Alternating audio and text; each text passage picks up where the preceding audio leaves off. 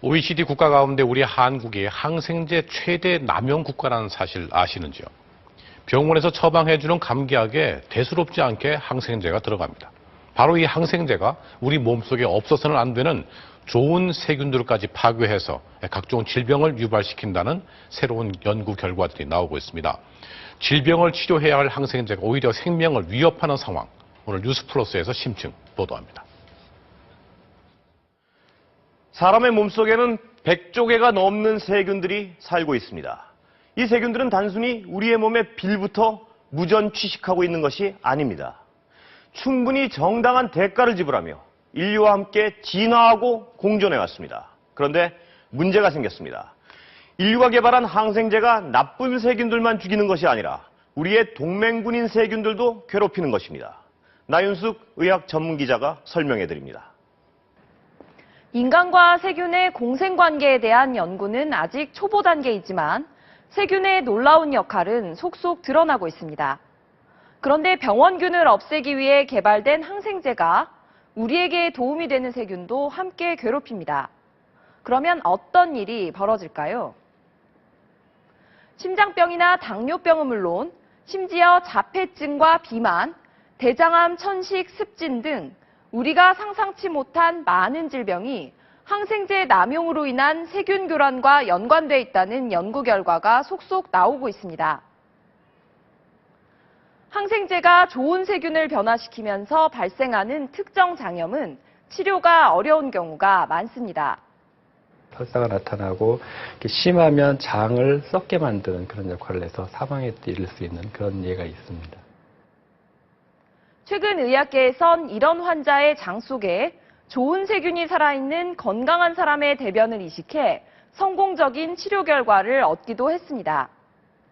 그런데 문제는 여기서 그치지 않습니다. 인류를 위해 개발한 항생제가 한쪽에선 우리의 동맹군인 좋은 세균을 교란시키는 한편, 다른 쪽에선 항생제 남용으로 인류의 미래를 위협하는 괴물, 즉 슈퍼박테리아를 만들어내고 있습니다. 슈퍼박테리아의 심각성과 우리의 현실을 박선아, 박주린 기자가 전해드립니다. 2011년 여름, 유럽 전역이 발칵 뒤집힙니다. 신선한 채소를 먹고 사람들이 쓰러지기 시작한 것입니다. 항생제 남용으로 만들어진 강한 내성을 가진 슈퍼박테리아가 원인. 4천여 명이 감염되고 50여 명이 사망했습니다. 인류에 대한 슈퍼박테리아의 공격은 시간이 지날수록 거세지고 있습니다. 매년 유럽에서는 2만 5천 명이 목숨을 잃고 미국에서도 1만 9천여 명이 사망하는데 에이즈로 인한 사망자 수를 넘어섰습니다. 80여 년 전 페니실린 발명으로 승기를 잡았던 인류는 이제 박테리아와의 전쟁에서 수세에 몰리고 있습니다. 매년 새로운 변종 박테리아가 창궐하고 있지만 인류가 신종 항생제를 개발한 것은 1987년이 마지막이었습니다. 때문에 인류가 사소한 감염에도 생명을 잃었던 19세기로 돌아갈 거란 경고가 나오고 있습니다. Don't need antibiotic. All it's doing is building antimicrobial resistance, and we're giving a dreadful future for our children and grandchildren. 맹장 수술 같은 간단한 수술도 항생제가 듣지 않아 목숨을 걸고 해야 하는 상황이 올 수도 있다는 얘기입니다. 항생제의 내성을 우려한 세계 각국은 몇 년 전부터 감기와 기침에 항생제를 쓰지 말라고 강하게 경고하고 있습니다. 우리의 현실은 어떨까? 서울의 한 병원을 찾았습니다. 감기 증상을 호소하자 약을 처방해줍니다. 감기인가요?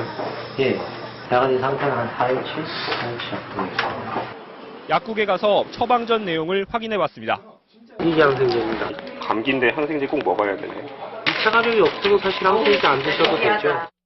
80% 이상이 바이러스 때문에 생기는 감기엔 항생제가 필요 없지만 여전히 우리나라 병원 2곳 가운데 한 곳은 만에 하나라는 이유로 감기에 항생제를 처방하고 있습니다. 항생제를 주시는 거예요. 그래서 제가 항생제를 쓸 정도로 나쁩니까? 여쭤봤더니 그럼 반대로 저한테 여쭤보시더라고요. 주지 말까요? 라고 하시더라고요. 지난 2년간 3만 건 넘는 슈퍼박테리아 발견 사례가 보고된 우리나라. 항생제 사용량은 OECD 최고 수준이고 항생제 내성률도 평균치의 2~3배를 웃돌고 있습니다. 이런 식으로 가다간 우리나라가 인류를 위협하는 슈퍼박테리아 양성소로 전락할 수도 있습니다. MBC 뉴스 박주린입니다.